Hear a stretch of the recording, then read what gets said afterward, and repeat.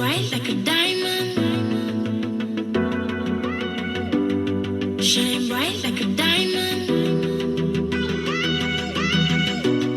Shine bright like a diamond. Shine bright like a diamond. Fine light in the beautiful sea. I chose to be happy. You and I, we're like diamonds in the sky. You're a shooting star, I see, a vision of ecstasy. When you hold me, I'm alive. We're like diamonds in the sky. I knew that we'd become one right away. That was Rihanna with Diamonds, the Akaris remix.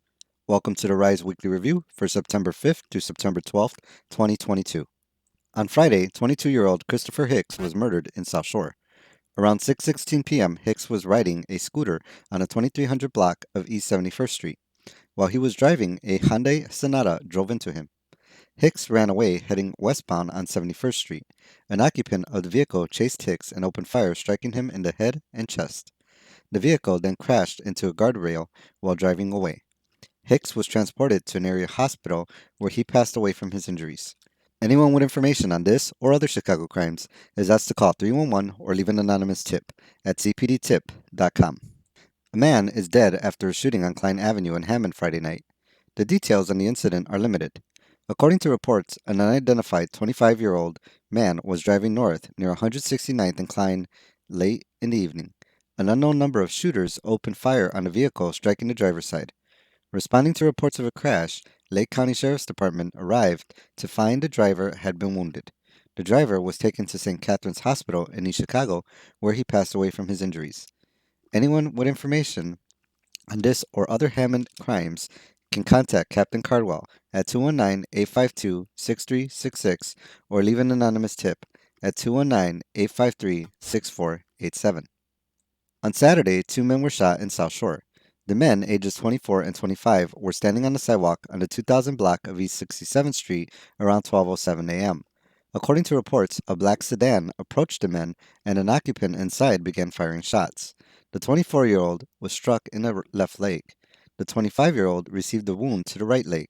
Both were transported to the University of Chicago Medical Center and last reported in good condition. On Sunday, a man was shot in Calumet Heights. Around 12 a.m., the man was sitting on a porch on the 9200 block of South Marquette. A white vehicle approached from the street, and an unknown person from inside the vehicle began firing shots. The man suffered a wound to the right hand. He was transported by the Chicago Fire Department to the University of Chicago Medical Center. He was last reported in good condition. A 15-year-old boy was charged during the week after reportedly stealing two cars in South Shore. The minor was arrested on Friday on the 6900 block of South East End after he reportedly attacked a 71-year-old man and stole his car. The youth was unarmed. According to witnesses, he was also seen in a car stolen from a 70-year-old woman on Tuesday on the 6700 block of South Crandon. Police have the minor in custody and have filed charges, but due to policies involving child offenders, have not released any further details. Attorneys for a man who previously won a wrongful conviction suit against Hammond police have accused the department of filing murder charges to attempt to prevent him from collecting. According to the Northwest Indiana Times, 59-year-old James Hill was first arrested at the age of 17 and accused of raping a Hammond gas station attendant during a robbery. He was convicted and served a 17-and-a-half-year sentence before his conviction was set aside in 2009. In 2010, Hill filed a wrongful conviction lawsuit against the Hammond Police Department and Detective Michael Solan Sr. He accused them of violating his civil rights by withholding evidence. DNA evidence showed Hill and his co-defendant, Larry Mays, were not involved in the rape. Mays had been exonerated in 2006 and won a $9 million verdict but settled for $4.5 million. Hill's attorneys allege that the department retaliated against Hill by launching an investigation into Hill for the 1980 homicide of off-duty Hammond police officer Lawrence Larry Puchelik at a Holiday Inn at I-80-94 and Klein Avenue. A jury found Hill guilty in 2018, and he served 2.5 years before his murder conviction was overturned. In 2021, Judge Salvador Vasquez overturned Hill's murder conviction after he discovered law enforcement had not turned over videotaped interviews with several witnesses at Hill's trial. The interviews either cleared Hill of guilt or could have been used to discredit witnesses against Hill. Prosecutors also dismissed the charges against Hill in the case earlier this year, citing insufficient credible evidence to prove the charges beyond a reasonable doubt. During the week, the British Petroleum Refinery in Whiting returned to normal operations following a fire. The fire occurred on August 24th due to an electrical issue and led to loss of utilities. According to the Northwest Indiana Times, the outage at the refinery caused area gas prices to rise up to 30 cents per gallon. However, the Times reports that prices in Porter and Lake counties began seeing a decrease of close to 20 cents during the week. Despite the fire, domestic crude production remained at 12.1 million barrels per day, due in part to federal easing of EPA restrictions on production. Gasoline inventories also fell to 1.6 million barrels in the U.S. as refinery utilization declined by about 9.6%. BP announced during the week that production levels had returned to normal. The EPA fuel waiver is set to be enforced again beginning September 15th. The waiver restricted enforcement of a part of the Federal Clean Air Act, which required low volatility gasoline to be sold during the summer months to limit formation of ozone pollution. On Thursday, a presentation was held by state lawmakers at the South Chicago Library for offshore wind farms as part of the Rust Belt to Greenbelt initiative. The presentation discussed a current legislation effort by Representatives Marcus Evans and Robert Peters for a bill to support green energy projects with implications for Chicago's southeast side. The legislation would attempt to secure federal funding and require the Illinois Power Agency to issue a request for proposals to build an offshore wind farm. The presentation included a presentation of one such project that could see a wind farm created 15 miles into Lake Michigan off the coast of the old USX site. It wasn't clear from the presentation where specifically the windmills would be located in the lake. The bill would include rules for requiring developers to hire underrepresented minority populations. Cheryl Johnson of People for Community Recovery stressed the need for local hiring and said there was a history of discrimination from trade unions and a lack of residents trained to do certain jobs. Others stated that the area organizations should receive funding and assistance to train local residents and assure they are the ones hired for jobs.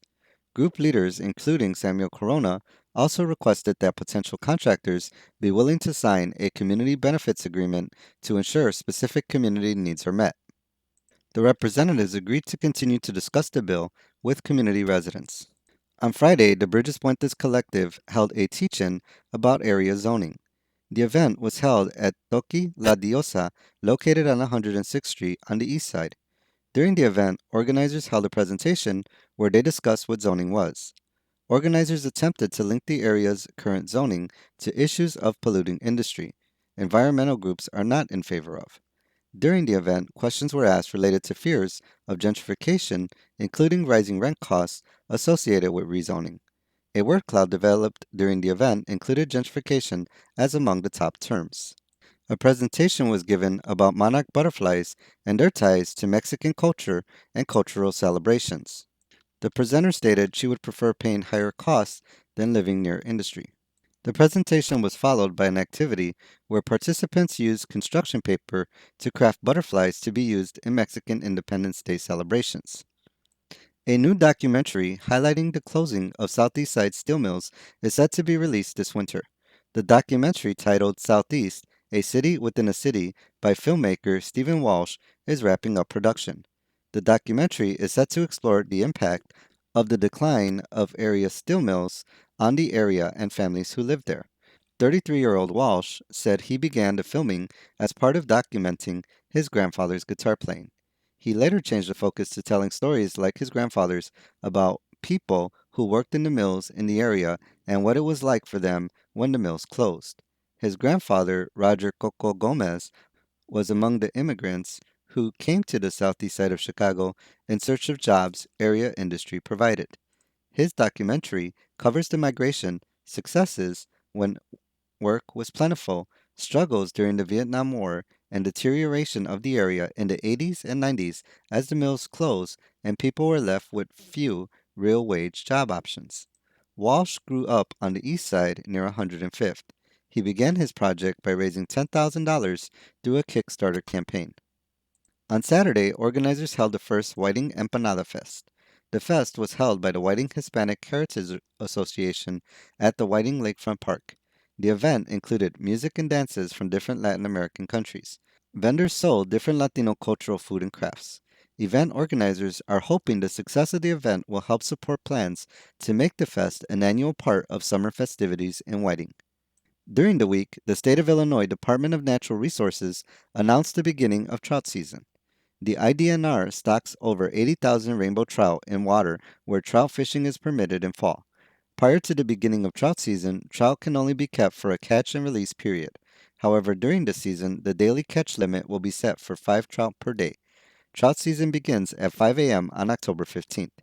Anyone looking to catch trout before that date must have a valid fishing license and inland trout stamp. Fishing licenses can be purchased on the IDNR website at www.exploremoreill.com. The Mexican Patriotic Club announced the return of the Mexican Independence Day Parade. The parade, which begins in South Chicago on 87th Street, runs down Commercial Avenue and ends in Slag Valley on 99th. The parade will mark the 83rd anniversary of the event hosted by the club. The parade was not held for the past 2 years due to the COVID pandemic. The parade will begin at 1 p.m. For more information, you can call 773-636-4870. And that ends our weekly review for September 5th through September 12th, 2022.